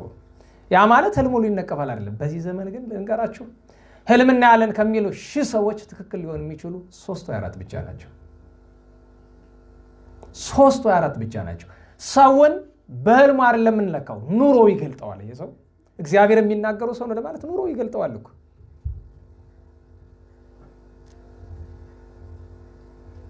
እብድ የሚመስሉ ጤነኞች እንዳሉ ሁሉ ጤነኛ የሚመስሉ እብዶች በአገራችን ስለሞሉ ተጠንቀቁ ብዬ ነው። ኢያስቱክሙ አኀዊነ ወንድሞቻችሁ እህቶቻችሁን ተመልከቱ፣ አስተውሉ። ሌላ ኢያስቱክሙ እንዘረዝረዋለን። አጥማቂ ነኝ ብሎ የሚያስተው ሰው ስንት አለው? በተአምር የሚያስት አያስቷችሁ። በተአምር አትሳሳቱ። ኢያስቱክሙ መዝሙር እንዘምራለን በሚሉ ሰዎች አትሳሳቱ። መዝሙር እንዘምራለን ብለው ከቅዱስ ያሬድ ማህሌት ተለይተውናል። ዘፈን የሚል መዝሙር አመጣው አበላሽተውናል። ኢያስቱክሙ ሰባኪ ነን የሚሉ ሰዎች አያስቷችሁ። ለግል ጉዳያቸው እያመቻቿችሁ ነው። አዎ እንዲህ ብናገርሳ ምመኑ ቢከፋውሳ ኋላ ምን ልበላ። አንድ ካህን ጋር እየተጫወትን አባታችን አልኳቸው፣ አቤት ስንት የነፍስ ልጅ አለዎት አልኳቸው። 100 ምናምን ይሆናል አሉኝ። ከነዚህ ውስጥ አስራት የሚያወጣ ስንት ሰው አለዎት አልኳቸው። ማንም የለም። ያችን እንኳን አስራት ሊያወጡ ያቺ የቀብር ኪራይ አለች አይደል በአመት 200 ስንት ናት በአመት 240 አይደል? እሷን እንኳን የሚከፍልልኝ አጥቼ ተቸግሬያለሁ አልከፍል እያሉ አሉኝ። እና እነዚህ ልጆች ተሸክመው ምንድነው የሚሰሩ አልኳቸው። ምን ለማለት ፈልገው ነው? የማይተዋቸው መርጠው 5 ይሁን 10 ይሁን ፍሬ ያለውን የማይዙ ለማልተዋቸው። ኦሮ እንደዛ የሚባል ነገር የለም። አረመኔነት ሊመስል ይችላል አይደለም? ታይዞ ገሃነመ እሳት ከመግባት እውነቴን ነው። አሁን እሱ አሉ አይደል? እኔ በግልጽ ነው ከዛ ነገርኳቸው። ይሄ ሁሉት በአንድ ጊዜ አይደለም የሚሆነው። የክርስትና ሀሁ አስራት ማውጣት ነው። አስራት የማያወጣ ሰው መቁረብ አይችልም። ይወቁት። እናንተን ይጀምራል። ስትቀድሱ ተቆርቦ የለ እንቆርብ የለ ስንቀድስ አስራት ካላወጣችሁ የምትቆሩት ቁርባን ገሃነመ እሳት ነው የሚከታችሁ። ወቁት። ይሄ ለምን እንወሻሻለን? አስራት አውጡ። ደሃንና አትበሉ። ደሃን እንደሆናችሁ አውቃለሁ በስጋ ነገር ግን እግዚአብሔር ብትሰጡት የበለጠውን ይሰጣችኋል እንጂ ምን ትሆናላችሁ?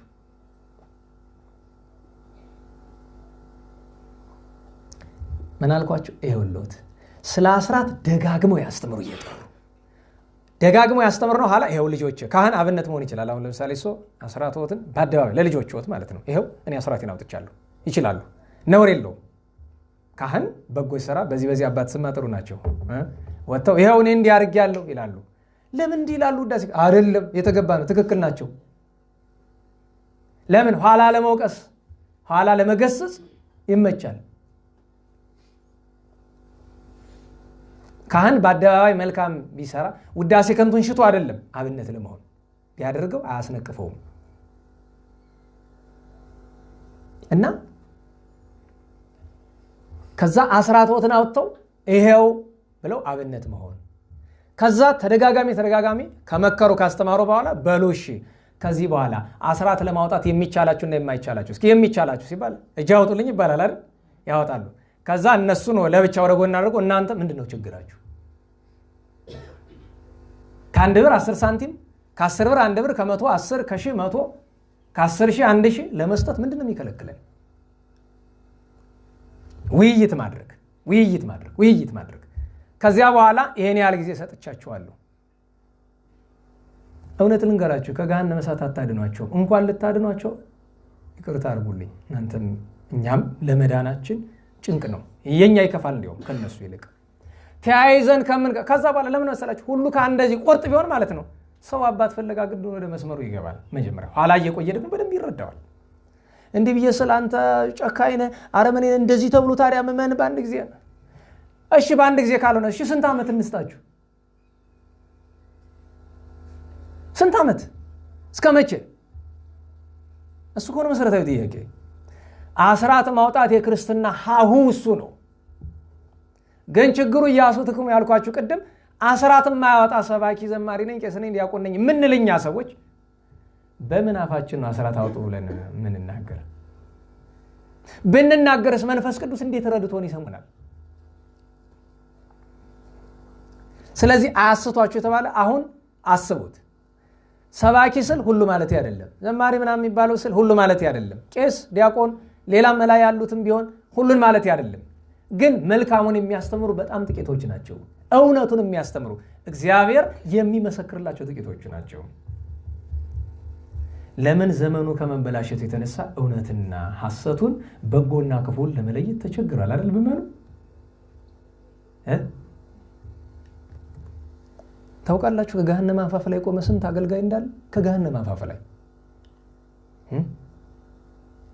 በጽማው የሚኖሩ አንድ ደግ ሰው ወጥተው እንደዚህ አይነት ሰባኪያን አሉ እንደዚህ አሉ።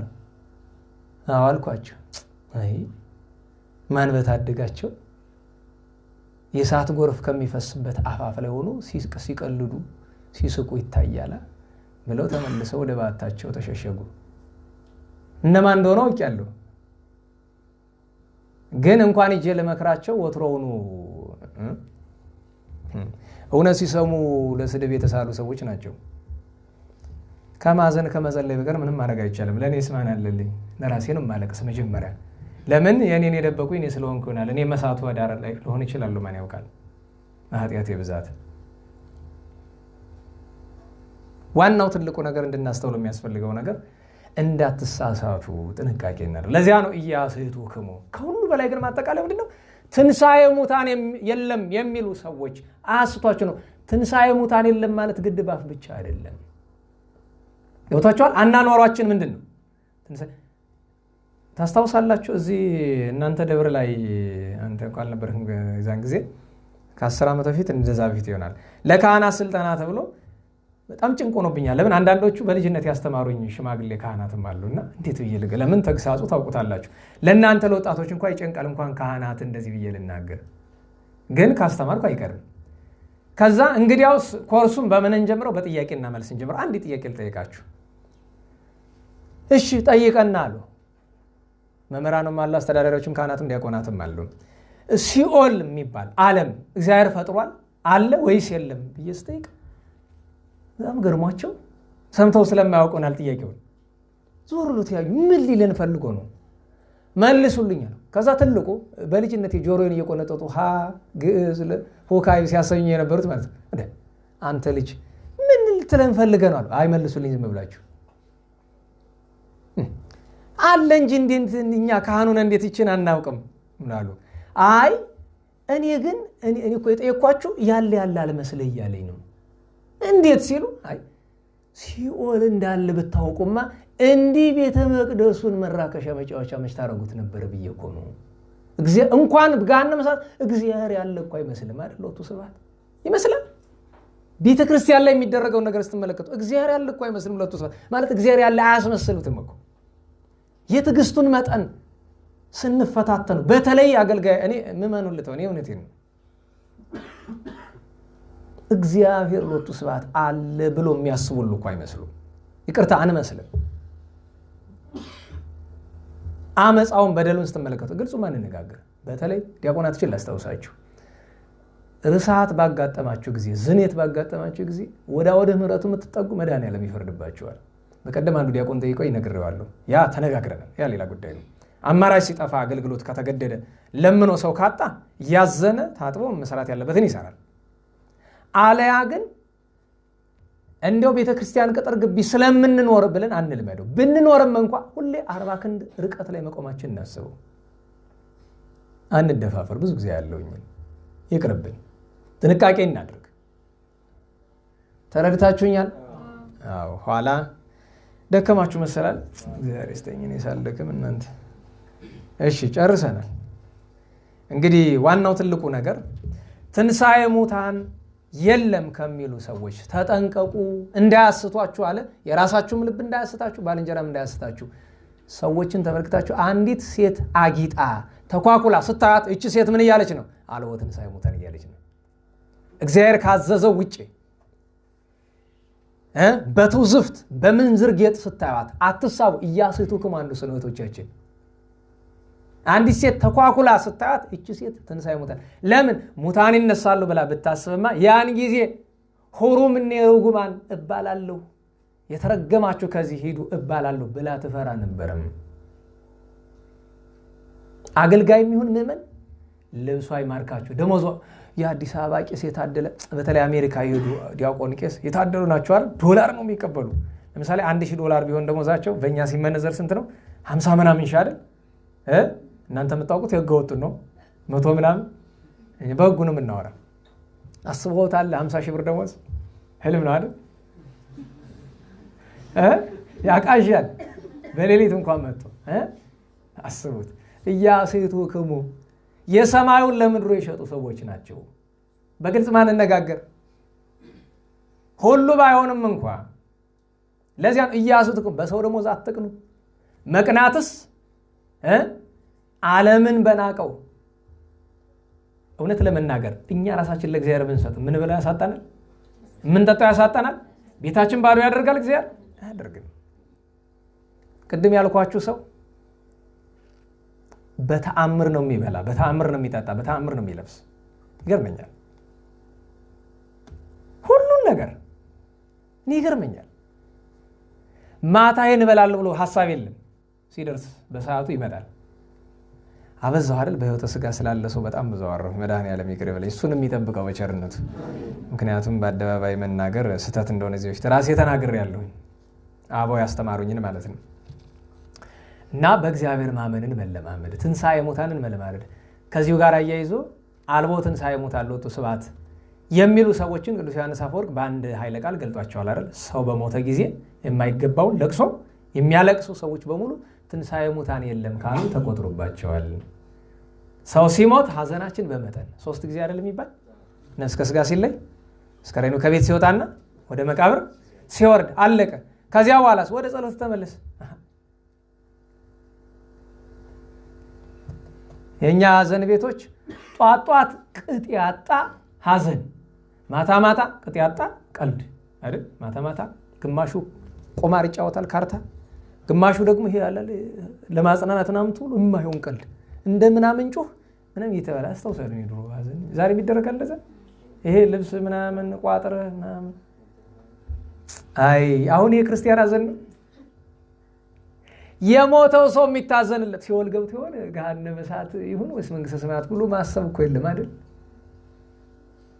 የመጨረሻ እንዴት ነገር ልንገራችሁ። እዚህ ጉባኤ የነበረች አንዲት እህቷ ከእምነት ወጣች፣ እምነቷን ካደች። ከዛ በኋላ ማለት ፕሮቴስታንት ከመሆንም አልፋ ጨራሽ በኋላ መጨረሻ ላይ እግዚአብሔር የለም ማለች አሉ እና እባክህ አናግርልኝ በላስተኔ እስኪ አምጫት። ኋላ ግን አሰብኩት እኔ አቅም የለኝም እችን ሰው መመለስበት። የነበረኝ አማራጭ እመቤቴ ፊት ተደፍቶ እመቤቴ እንግዲህ ፈቃድሽ ከሆነ አንቺ ርጃት፣ እኔ አቅም የለኝም፣ ስራሽን ስሪ። መጣች፣ ጥቁር በጥቁር ለብሳለች። ምን ሆነች ነው? ሐዘን ደርሶብኝ። ምንድነው የምታምኝ? ምንም አላምንም።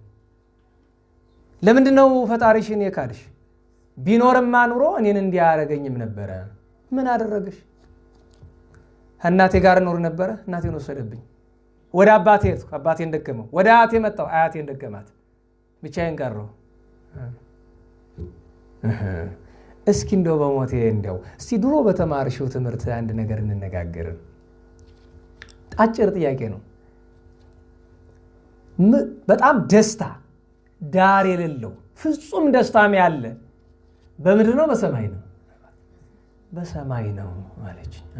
ጥሩ ነው። እና አባትሽ እናትሽ አያትሽ የሄዱት ወደ ደስታ ነው፣ ወደ ዘላለም ደስታ ነው። እዛውን ደስ እያላቸው ነው። አላየሁም ግን ደግ ከሆኑ ድንገት ብዬ ነው። ደስ እያላቸው ነው። መጀመሪያ ግን የጠየኳት አንድ ጥያቄ ነበረ። ትወጃቸዋለሽ? እንዲህ በጣም እንጂ ታዲያ ያዘንኩ ስለምወዳቸው አይደለም በላኛለች። ኋላ ከዛ በኋላ እስካሁን ድጋሜ ልጠይቅሽ፣ እነሱ በደስታ ነው ያሉት፣ አንቺ ለምን ወደዛ ደስታ ሄዱ? ለምን እዚህ ቆሻሻ እዚህ የመከራ ዓለም ውስጥ ለምን ሲሰቃዩ ስቃያቸው ለምን አረዘመም ብለሽ ትያለሽና አሁን ተወጃቸዋለሽ ይስላት ደነገጠች። አየሽ ስህተታችን እሱ ነው። መጀመሪያውኑ አማኝ ነሽ ብለሽ በነበርሽበት ዘመን እምነቱን በትክክል አለመያዝሽ ነው ከዚህ ያደረሰን። ባይሆን የምትጠይቂው ነው ልጠይቂ። ረጅም ሰዓት ወሰድን። ጥያቄዋ ተመለሰ መጨረሻ ላይ ይኸውልሽ እውነት ልንገርሽ፣ እምትወጃቸው ከሆነ ምቀኝነትሽን ታይ። ኧረ እባክሽ እኔ የሚታየኝ እናትሽ አባትሽ አያትሽን እንደምትጠያቸው ይታየኛል። ታየኛል ለነሰንስ ፊት ለፊት ማለት ነው። ግብርሽ እሱን ነው የሚገልጠው። በጣም አዘነች በራሷ ማለት ነው። ገርሞኛል። ሰው እንደዚህ ቶሎ ምክር ሲቀበል የመጀመሪያ ጊዜ ነው። ደስ አላት። ለካ እንደዚህ ነው። አይ ቸሪቱም አምላክ ለካ ትሰሚናለሽ ብዬ በይ አሁን ለውጡን ምንና መጀመሪያ ተቆራውለቃ መጣች ምናለች።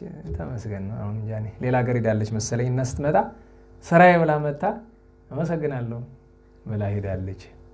እና ይሄንን ወደኛ ህይወት አስገብተን እንየው በሐዘን በደረሰብን ጊዜ የምናደርገው። ምክንያቱም ብዙ ጊዜ አይታችሁ ከሆነ ሰው ሲሞት ቀብር ላይ ምንድነው የሚደረገው?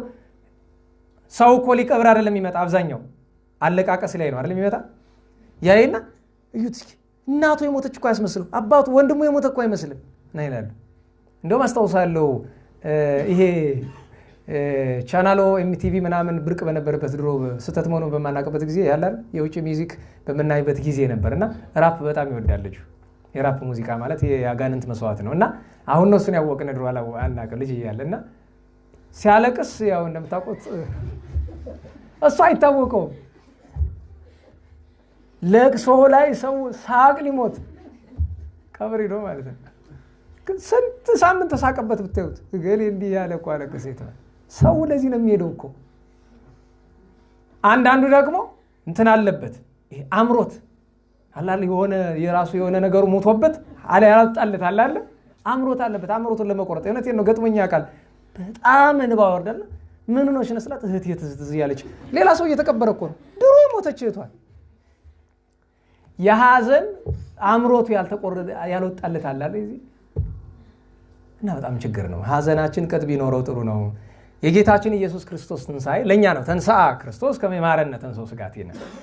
ክርስቶስ መድኃኔዓለም በጋድ ትንሣኤውን የገለጠ እናንተም እንደኔ ትነሳላችሁ ሲል ነውና ቅዱስ ጳውሎስ በመጨረሻው የተናገረው ነገር ኦ አብድ አንተ ሰነፍ፣ አንተ የማታስተውል፣ አንተ የምትዘራው እንኳን ካልበሰበሰ አይበቅልም ብሏል።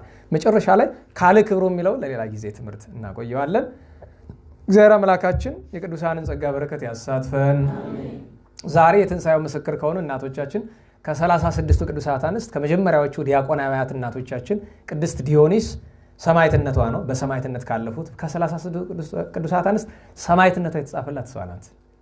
የነ ቅድስት ሰሎሜ ሌሎቹም የነ ማርያም መግደላዊት የሰባቱ ማርያሞች አረፉ ተብሏል እንጂ ሰማዕት ሆኑ አንገታቸው ተቆረጠ ተብሎ የሰማንላት እስካሁን ድረስ እኔ ባለኝ መረጃ የቅድስት ዲዮኒስ ነው። ዲያቆናዊት ሐዋርያዊት ቅድስት እናት ናት። እነ አብ አኩላሳቲሞስ እነ ቅዱስ መናድሌዎስ ትናንት ልታነበው ወዲያ ሲያሰኘ ነበር። ቅድም ያልኩ ንባብ ዘለሃል ነው። ቅድስት ለእስክንድርያን ዘለሃታል።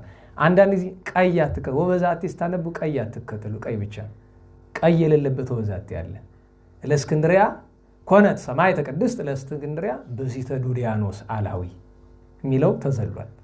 እዚያ ነው ቀይ ብቻ አትመለከቱ። እንደዚያ እንትን እንዳይልና አንዳንድ ስም ለምሳሌ አኮላሳቲሞስ በሉ እስቲ እንደዚያ ነው። ግን አሁን ዝላልኩላችሁ እዛ ስታነቡት አስተራጦኒቃ ክርስቶፎሮስ ከዛ አሁን ያልኩት አኮላሳቲሞስ መናድሌዎስ እነዚህ ሁሉ ዛሬ ደግሞ ሁለቱ አርዲት አባ ኢያሱና አባ ዮሴፍ የአባ ሜሌዎስ በ28 እናወሳቸዋለን ከደገኛው ቅዱስ ሰማዕት አባታቸው ጋር ዓመታዊ በዓላቸው ነው። ለሁሉም እንግዲህ በ15 መጥምቁ ዮሐንስ ዓመታዊ በዓሉ ነው ከዳግሚያ ትንሣኤ ጋር እንዳንረሳ። ሌሎች በጣም ብዙ በዓላት አሉ። በ18 አቡነ አቢብ አሉ። የትንሣኤውን ነገር በመጽዋት በጸሎት እንበርታበት። በጣም ከመጠኑ ያለፈ አመጋገባችን ላይ ጥንቃቄ እናደርግ ነው። ወንድሞቻችን ሆይ ከሚያሳስቱ እንድንጠበቅ የእግዚአብሔር ቸርነቱ የድንግል ማርያም አማላጅነቷ የቅዱሳን ሁሉ ጸሎታቸው ሁላችን ይጠብቀን። የትንሣኤውን ብርሃን ያብራልን። በአማን ተንሥአ መድኃኒነ ኢየሱስ ክርስቶስ። በእውነት ጌታችን መድኃኒታችን ኢየሱስ ክርስቶስ ሞትን በገዛ ስልጣኑ ድል አድርጎ ተነስቷል። ስብሐት ለእግዚአብሔር ልዑል ወለወላዲቱ ድንግል ወለመስቀሉ ክቡር ዘሳይል አሜን።